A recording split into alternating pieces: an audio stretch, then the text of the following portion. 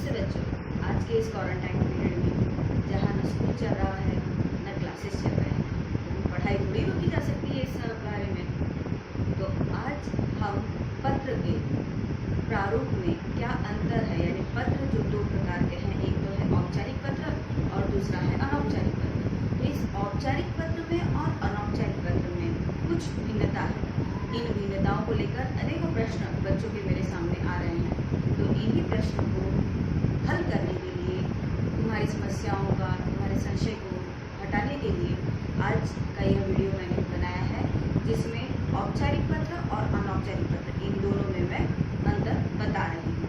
ठीक है, तो अब हम शुरू करते हैं अपना वीडियो, जिसमें औपचारिक पत्र और अनौपचारिक पत्र में अंतर हम देख रहे हैं।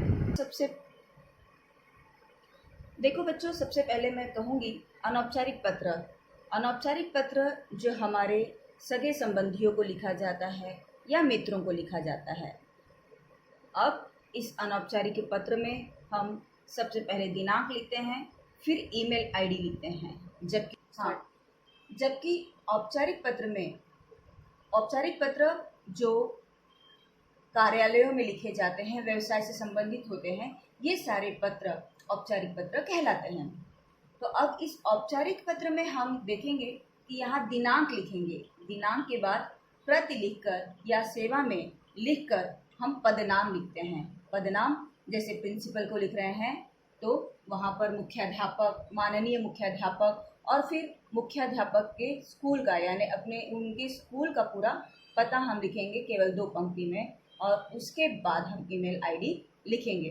तो यहाँ औपचारिक पत्र में जहाँ हम दिनांक के बाद पदनाम लिख रहे हैं, और पदनाम लिखने के बाद में उन पदनाम से संबंधित जो भी पता वह हम लिख रहे हैं, और फिर इनके नाम का हम ईमेल आईडी लिख रहे हैं।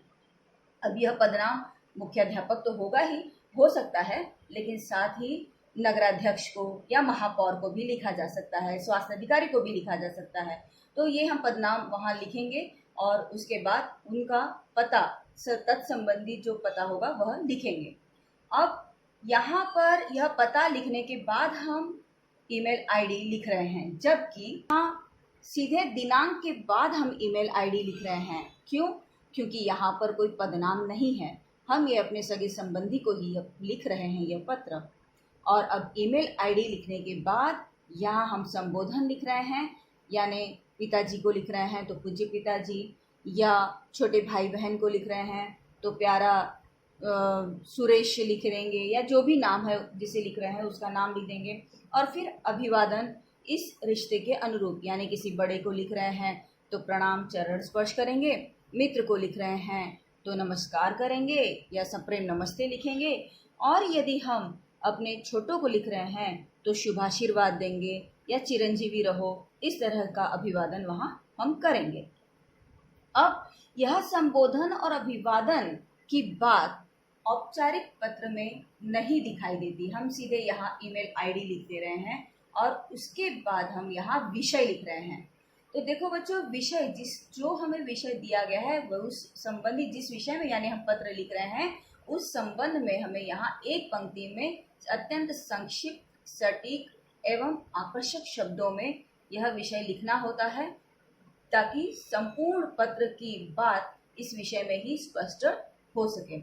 अब जहाँ औपचारिक पत्र में हम विषय लिख रहे हैं, जबकि पत्र में हम विषय नहीं लिख रहे हैं, संबोधन और अभिवादन के बाद हम पत्र का आरंभ करते हैं। अब चूंकि यह पत्र हम किसी अपने को लिख रहे हैं, उसके साथ हमारी आत्मीयता होती है, इसलिए हम अपनी कुशलक्षेम बताते हुए, सामने वाले की कुशलक्षेम पूछते हुए अपने पत्र की शुरुआत करते हैं, और जो विषय दिया गया है उस विषय का विस्तार हम फिर 3 से 4 परिच्छेदों में करते हैं। यह परिच्छेद हमारे छोटे छोटे होने चाहिए, अतिरिक्त विस्तार नहीं होनी चाहिए, लेकिन हाँ, आत्मीयता की बात यहाँ होनी चाहिए।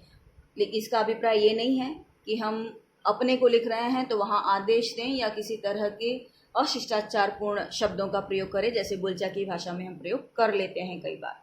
तो अत्यंत शिष्ट, संक्षिप्त भाषा में हमें प्रभावशाली ढंग से अपना विषय विस्तार करना है, आरंभ करेंगे, यानी जो विषय दिया गया है उस विषय के बारे में जिस हम विस्तार करने वाले हैं उसके बारे में पहले परिच्छेद में अत्यंत संक्षिप्त में बताएंगे।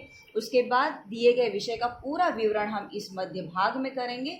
यह परिच्छेद हमारा तनिक बड़ा होगा और उसके बाद हम पत्र का अंत करेंगे, जिसमें जिसे भी हम पत्र लिख रहे हैं उसके आत्मीय जनों को भी प्रणाम, प्यार इत्यादि अभिवादन करते हुए हम इस पत्र को का जो विस्तार है, विषय विस्तार, यहाँ पर समाप्त करते हैं। और इसके बाद हम पत्र की प्रतीक्षा कर रहे हैं या उत्तर की प्रतीक्षा कर रहे हैं या तुम्हारी प्रतीक्षा कर रहे हैं, इस तरह की बातों को लिखकर हम अपना अनौपचारिक पत्र का जो विषय विस्तार है वह खत्म करेंगे। अब हम आते हैं औपचारिक पत्र के विषय विस्तार पर। तो बच्चों, हम देख सकते हैं कि औपचारिक पत्र में सबसे पहले हम यहाँ लिखते हैं माननीय महोदय, यानी जो आदर सूचक शब्द है वह लिखते हैं। अच्छा, अब यदि हम किसी पुरुष को लिख रहे हैं तो महोदय लिखेंगे, माननीय महोदय। किंतु यदि किसी महिला अधिकारी को पत्र लिख रहे हैं तो यहाँ पर हम माननीय महोदया लिखेंगे। ठीक है। इसके बाद हम दिए गए विषय को 3 परिच्छेदों में, लगभग 3 परिच्छेदों में इसका विस्तार हम करेंगे। अत्यंत संक्षिप्त, सटीक, शिष्ट, औपचारिकता पूर्ण भाषा में हमें यह विषय विस्तार करना है। तो पहला भाग यानी पहला परिच्छेद जो होगा वह 2 से 3 पंक्तियों में होगा। दूसरा परिच्छेद तनिक बड़ा होगा, 8 से 10 पंक्तियों में। यहाँ पर संपूर्ण विषय विस्तार हमारा लगभग आ जाएगा। और अंत में फिर तीसरा भाग यानी तीसरा परिच्छेद, जहाँ पर हम जो भी जैसे बुक मंगा रहे हैं तो उस बुक के लिए जो प्रतीक्षा कर रहे हैं और आशा करते हैं कि बुक की जांच करके ही आप इस बुक को भेजेंगे, इस तरह की बातें हम यहाँ पर तीसरे भाग में लिखकर 2 से 3 पंक्तियों में यानी अत्यंत संक्षिप्त शब्दों में लिखेंगे और यहाँ पर अपने विषय का विस्तार हम समाप्त करेंगे। इसके बाद हम यहाँ पत्र का अंत करते हुए यदि कोई पुरुष लिख रहा है यानी कोई लड़का लिख रहा है तो भवदीय लिखेगा, जबकि कोई लड़की लिख रही है तो वह भवदिया लिखेगी। या इसी तरह से विनीत, विनीता, या इसी तरह से जो भी है यानी इस तरह से हम लिखेंगे। इसके बाद अपना संक्षिप्त में नाम लिखेंगे या हस्ताक्षर करेंगे। तो बच्चों, छात्र होने के नाते आवश्यक है कि हम यहाँ पर अपना नाम ही लिखें, हस्ताक्षर की आवश्यकता हमें नहीं है। हस्ताक्षर यानी हमारा पूरा नाम ही आ जाएगा। उसके बाद हम एक बार दोबारा, देखो ये तो हो गया हमारा परिचय और हस्ताक्षर। उसके बाद हम फिर अपना पूरा नाम लिखेंगे।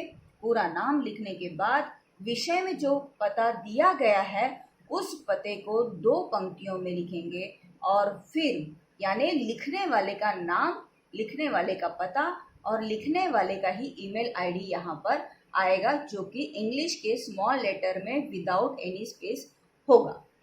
ठीक, पत्र में किस तरह से अंत करेंगे।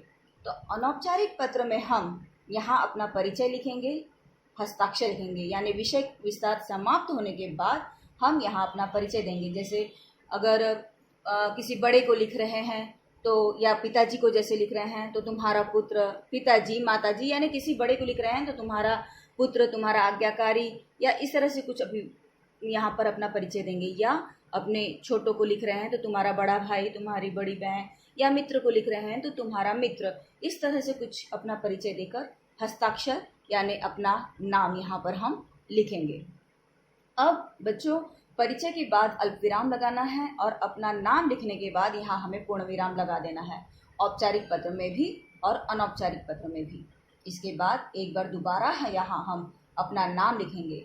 बच्चों, यहाँ नाम लिखने के बाद हम पूर्ण विराम लगा रहे हैं क्योंकि यहाँ हमारा यह जो तथ्य है वो खत्म हो चुका है, जबकि यहाँ जब हम दोबारा नाम लिख रहे हैं यहाँ हमें अल्प विराम लगाना है क्योंकि यह पूरा नहीं हुआ है। अभी हमें यहाँ अपना पूरा पता लिखना है। तो पत्र लिखने वाले का जो पता है वह यहाँ लिखा जाएगा और उसके बाद पत्र लिखने वाले का ही ईमेल आईडी लिखकर पत्र का अंत किया जाएगा। यह ईमेल आईडी इंग्लिश के स्मॉल लेटर में विदाउट एनी स्पेस ही होगा। तो बच्चों, यहाँ हम देख सकते हैं कि दिनांक के, अब दोनों पत्र समझ चुके हो और दोनों पत्रों में जो अंतर है वो भी समझ चुके हो, लेकिन एक बार फिर अत्यंत संक्षिप्त में मैं तुम्हें दोनों में क्या फ़र्क है, ध्यान रखने योग्य बातें बताती हूँ। बच्चों, अनौपचारिक पत्र में दिनांक और तुरंत ईमेल आईडी आ जाएगा। इस अनौपचारिक पत्र में विषय नहीं लिखा जाता और उसके बाद विषय विस्तार किया जाता है और उसके पश्चात पत्र के अंत में परिचय दिया जाता है, अपना हस्ताक्षर दिया जाता है और फिर नाम, पता और ईमेल आईडी दिया जाता है। दिनांक के बाद प्रति लिखकर पदनाम दिया जाता है और पदनाम लिखकर यहाँ पर पता लिखा जाता है। बच्चों, ये पता अनौपचारिक पत्र में नहीं लिखा जाता, औपचारिक पत्र में। तो हम देख सकते हैं कि औपचारिक पत्र में 2 पता आता है, जबकि इस औपचारिक पत्र में 2 पता आता है, जबकि अनौपचारिक पत्र में मात्र एक ही पता आता है। और इसके बाद इस पता और ईमेल आईडी को पूर्ण होने के पश्चात यहाँ हम विषय लिखते हैं, जो कि अनौपचारिक पत्र में नहीं लिखा जाता। तत्पश्चात आदर सूचक शब्द माननीय महोदय या माननीय महोदया लिखकर हम विषय विस्तार करते हैं और विषय विस्तार खत्म करने के बाद भवदीय या भवदिया, जिस तरह से यानी लिंग के अनुसार है हम लिखेंगे भवदीय भवदिया, विनीत विनीता, निवेदक निवेदिका इत्यादि। इसके बाद अपना संक्षिप्त में या पूर्ण नाम लिख लेंगे और फिर यहाँ दोबारा अपना नाम लिखकर पता लिखेंगे और ईमेल आईडी लिखेंगे। तो यहाँ का जो प्रारूप है ये तो दोनों जगह समान है, लेकिन ये वाला जो पता है यह हमारे अनौपचारिक पत्र में नहीं आता है और विषय भी हमारे अनौपचारिक पत्र में नहीं आता। तो क्या अंतर है? औपचारिक पत्र में 2 पता और एक विषय अतिरिक्त आता है। औपचारिक पत्र में मात्र एक पता आता है और ईमेल आईडी नहीं आता है। यहाँ ध्यान देने की बात है। तो बच्चों, अब दोनों तरह के पत्रों में क्या अंतर है, उसके प्रारूप में क्या भिन्नता है, वह हम समझ चुके हैं। और अब मैं तुम्हें एक नमूना दिखा रही हूँ कि किस तरह से अनौपचारिक पत्र और औपचारिक पत्र पूरी तरह से लिखा जाता है। यहाँ हम देख रहे हैं कि अनौपचारिक पत्र में दिनांक लिखा गया है, ईमेल आईडी लिखा गया है और उसके बाद संबोधन और अभिवादन दिया गया है। जब दिनांक के बाद सीधे प्रति लिख दिया गया है, पदनाम लिख दिया गया है और पता लिख करके ईमेल आईडी दे दिया गया है। इसके बाद यहाँ विषय लिखा गया है। बच्चों, यह विषय नहीं लिखा गया है, देख सकते हो यहाँ पर यह विषय नहीं लिखा गया है। यहाँ सीधे संबोधन और अभिवादन करके पत्र का विस्तार शुरू कर दिया है, जबकि दिया गया है और विषय देने के बाद यहाँ पर किसी तरह का संबोधन या अभिवादन नहीं है।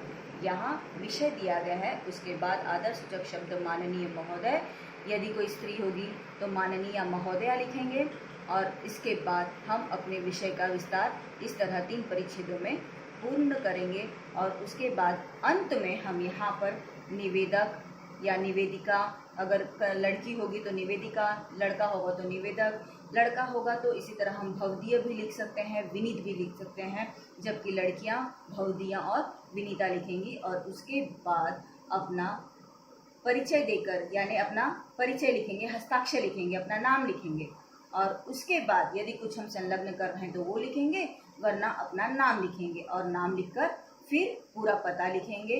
यानी पत्र भेजने वाले का पता और नाम यहाँ हम दे रहे हैं। तो यहाँ हम देख रहे हैं, इसका ईमेल आईडी हो गया है। अब यहाँ हम देख रहे हैं के बाद निवेदक निवेदिका जैसा कोई चीज नहीं है, बल्कि एक यहाँ पर अपना परिचय देना है और परिचय देकर अपना नाम लिखना है। परिचय जैसे पिता लिख रहा है तो तुम्हारा पिता लिखेगा, या बड़ा भाई लिख रहा है तो तुम्हारा भैया या भाई, और कोई छोटा लिख रहा है तो कहने का अभिप्राय है कि ये अपना परिचय दिया जाएगा और उसके बाद यहाँ नाम लिखा जाएगा और फिर अपना पता लिखा जाएगा। यह पता जो पत्र लिख रहा है, देखो यहाँ देख सकते हो कि राम दयाल शर्मा 10 कृष्णकुंज गांधीनगर सूरत से। तो ये जो सूरत से यानी से शब्द के द्वारा बताया जा रहा है कि ये पत्र को लिखने वाला है, तो इसका नाम और पता यहाँ हम लिख करके इसी नाम से ईमेल आईडी बना करके दे देंगे। और यहाँ लिखेंगे कि यहाँ 2 पता दिया हुआ है और एक विषय दिया गया है, ठीक। जबकि यहाँ दिनांक के बाद सीधे ईमेल आईडी दे दिया है, यानी यहाँ पर मात्र एक पता दिया गया है और विषय का कोई नामो निशान यहाँ नहीं है। इसके बाद संबोधन और अभिवादन यहाँ पर बताया गया है, जबकि किसी तरह का संबोधन या अभिवादन न देते हुए एक आदर सूचक शब्द देकर हम पत्र की शुरुआत करते हैं। तो बच्चों, यहाँ हम दोनों तरह के पत्र को समझ चुके हैं और अब उम्मीद करती हूँ कि जो भी पत्र आए हम आसानी से लिख लेंगे। देखो बच्चों, हम अक्सर देखते हैं कि पत्र औपचारिक हो या अनौपचारिक, दोनों में ही दो पता दिया गया होता है। तो अब हम कहेंगे कि टीचर दो पता दिया है तो एक ही पता क्यों लिखें? देखो, दो पता जो दिया गया है वो मात्र हमें भ्रमित करने के लिए दिया गया है, यह देखने के लिए दिया गया है कि हम कितना समझ पाए हैं और हम कौन सा पता लिख रहे हैं। दो पता लिखा है इसका अर्थ ये नहीं है कि हमें दोनों पता लिखना है, हमें जितने की जरूरत है हम लेंगे, बाकी का छोड़ देंगे, ठीक है ना। तो यहाँ अनौपचारिक पत्र में सिर्फ और सिर्फ पत्र भेजने वाले का ही पता लिखना है, जबकि अनौपचारिक पत्र में हम सिर्फ भेजने वाले का पता लिख रहे हैं और विषय नहीं लिख रहे हैं, जबकि औपचारिक पत्र में हम दो पता लिख रहे हैं और विषय लिख रहे हैं। उम्मीद है तुम सबको दोनों तरह के पत्र अच्छी तरह से समझ में आ चुके हैं, और यदि यह पत्र अच्छी तरह समझ में आ चुका है तो इसे लाइक करो, सब्सक्राइब करो, ताकि आगे की भी वीडियो तुम्हें पता चले और तुम देख सको। इसके अतिरिक्त जो भी डाउट्स हो, जो भी संशय हो, वह नीचे कमेंट बॉक्स में लिखो, ताकि मैं वही का वही तुम्हें रिप्लाई करके तुम्हारी समस्याओं का निदान कर सकूँ। ठीक है बच्चों, चलो धन्यवाद।